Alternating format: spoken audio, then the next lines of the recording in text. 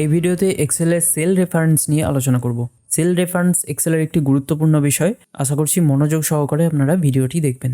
এক্সেলে আমরা 3 ধরনের cell reference পাই: relative reference, absolute reference এবং মিক্সড রেফারেন্স। রিলেটিভ রেফারেন্স নিয়ে আমরা আগেই কাজ করেছি এবং এক্সেলে বেশিরভাগ ক্ষেত্রে রিলেটিভ রেফারেন্সই ব্যবহার করা হয়।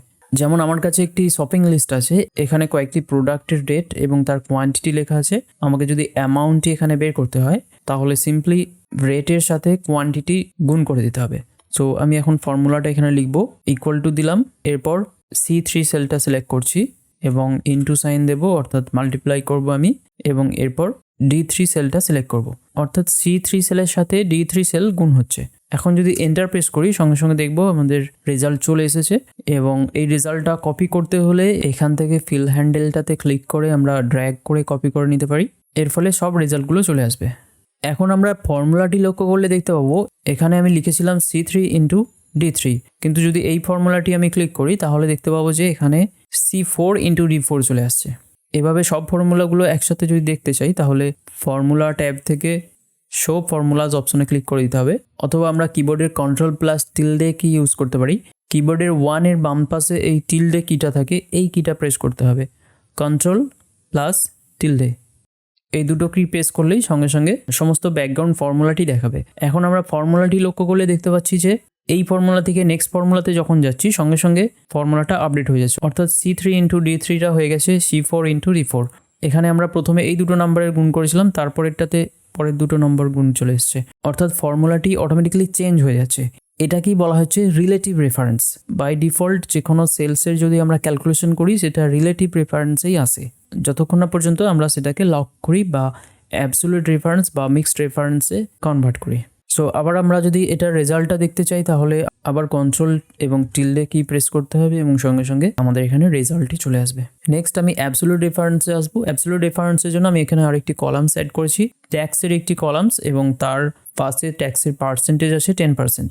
আমি এই প্রত্যেকটি অ্যামাউন্টের পাশে 10% ট্যাক্স ক্যালকুলেশন করব এবং এখানে সেই ট্যাক্সটি আসবে। এর জন্য আমি ইকুয়াল সাইন দেবো, অ্যামাউন্টটা নিচ্ছি E3 সেলে আছে, সো E3 ইন্টু 10% আছে আমাদের G2 সেলে, সো G2 সেল সিলেক্ট করছি এবং এন্টার প্রেস করে দেবো এবং এখানে এই অ্যামাউন্টের 10% চলে এসেছে। এখন যদি আমরা এটা ড্র্যাগ করি তাহলে দেখতে পাবো এখানে অ্যান্সার আসছে না। আমরা যদি ফর্মুলাটা দেখি আবার কন্ট্রোল এবং টিলডে কি প্রেস করে, তাহলে আমরা এখানে দেখতে পাচ্ছি যে প্রথমটা আমরা E3 এর সাথে G2 গুণ করেছিলাম, কিন্তু পরবর্তী সময়ে G2টা চেঞ্জ হয়ে G3 নিচ্ছে, কিন্তু এখানে G3 সেলে কোনো ডেটা আসছে না, তাই এখানে রেজাল্টটি ভুল আসছে। সো এক্ষেত্রে আমাদেরকে G2 সেলটাকে লক করতে হবে। এর জন্য ফর্মুলাটি আমাদের কারেকশন করতে হবে। এখানে ডবল ক্লিক করব এবং এখানে G2তে কার্সর থাকা অবস্থায় আমরা কিবোর্ডের F4 কি প্রেস করব। সঙ্গে সঙ্গে G এর আগে এবং 2 এর আগে একটি করে ডলার সাইন চলে আসছে, কলামের আগে এবং সেলের আগে একটি করে ডলার সাইন চলে আসবে। ডলার সাইন আসলো মানে হচ্ছে এই সেল রেফারেন্সটি লক হয়ে গেল। আমরা ইচ্ছা করলে নিজেরাও ম্যানুয়ালি ডলার সাইন লিখে লক করতে পারি। যেমন আমি এখানে ডলার সাইন লিখলাম, এরপর G লিখছি, আবার ডলার সাইন লিখবো, তারপর 2 লিখছি। সো এভাবে আমরা লিখে দিতে পারি। এরপর যদি এন্টার প্রেস করি এবং এরপর আমরা ফিল হ্যান্ডেলটাকে ধরে যদি ড্র্যাগ করি তাহলে দেখবো আমাদের রেজাল্টটা চলে আসছে। এবং আবার ফর্মুলাটা চেক করে দেখে নিই, কন্ট্রোল টিলডে প্রেস করে আমরা ফর্মুলাটা দেখে নিচ্ছি যে এখানে প্রত্যেকটা রেজাল্টের ক্ষেত্রেই G2 এসেছে, কখনোই G2টা চেঞ্জ হয়নি, অর্থাৎ এখানে এই রেফারেন্সটা লক করা হয়েছে। সো এই লক করা রেফারেন্সটাকেই বলা হচ্ছে অ্যাবসোলিউট সেল রেফারেন্স। যখন এই ধরনের কোনো সেল রেফারেন্সকে লক করতে হবে তখন আমরা অ্যাবসোলিউট সেল রেফারেন্স ইউজ করব। নেক্সট আমরা মিক্সড সেল রেফারেন্স দেখে নেব। এখানে আমি একটি মাল্টিপ্লিকেশন টেবিল তৈরি করছি যেখানে 1 থেকে 10 পর্যন্ত নাম্বার আছে এদিকে, এবং এখানেও রোয়ের দিকেও 1 থেকে 10 পর্যন্ত নাম্বার আছে। এখন নাম্বারের গুণফলগুলো এইভাবে আসবে, 1 ইন্টু 1 এখানে আসবে, 1 ইন্টু 2 এখানে আসবে, এইভাবে আসবে। যেমন এখানে 5 ইন্টু 6 এই জায়গায় আসবে। একই রকমভাবে এখানে 10 ইন্টু 10 100 আসবে। এখন এখান থেকে শুরু করব, এখানে ইকুয়াল সাইন দিলাম, এরপর A3 সিলেক্ট করব ইন্টু B2, এন্টার প্রেস করি, এখানে 1 আসছে। এখন যদি ফিল হ্যান্ডেলটি ড্র্যাগ করি তাহলে এই ধরনের রেজাল্ট চলে আসছে। এখানে দেখতে পাচ্ছি যে আমাদের রেজাল্টটি ভুল আসছে। এখানে ফর্মুলাটি লক্ষ্য করলে দেখতে পাচ্ছি যে A4 এর সাথে B3 গুণ হচ্ছে, কারণ আমি কিন্তু B3 চাইছি না, আমি B2কে গুণ করতে চাইছি A4 এর সাথে। সো এখানে আমাদেরকে লক করতে হবে B2টাকে। V2তে কার্সর নিয়ে গিয়ে F4 প্রেস করে দেব।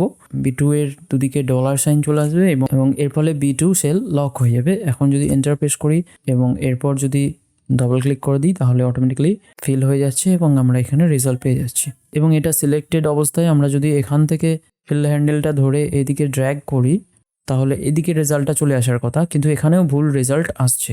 কি ভুল আসছে আমরা যদি দেখি তাহলে এইটাকে যদি আমরা চেক করি তাহলে দেখতে পাচ্ছি যে এখানে হওয়ার কথা ছিল A3 ইন্টু C2, কিন্তু হয়ে গেছে B3 ইন্টু B2।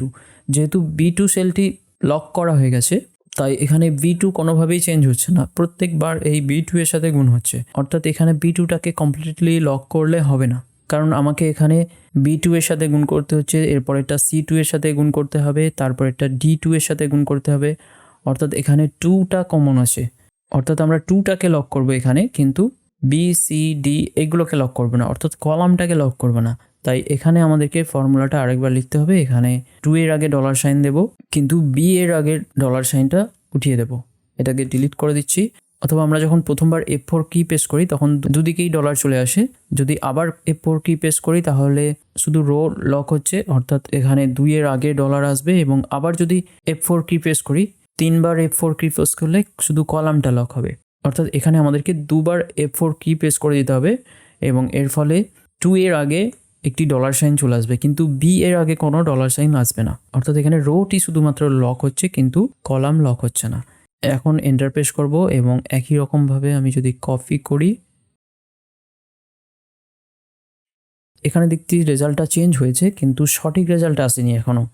10 ইন্টু 10 গুণ করে আমার এখানে 100 আসার কথা, কিন্তু একটি বিশাল বড় নাম্বার এসেছে।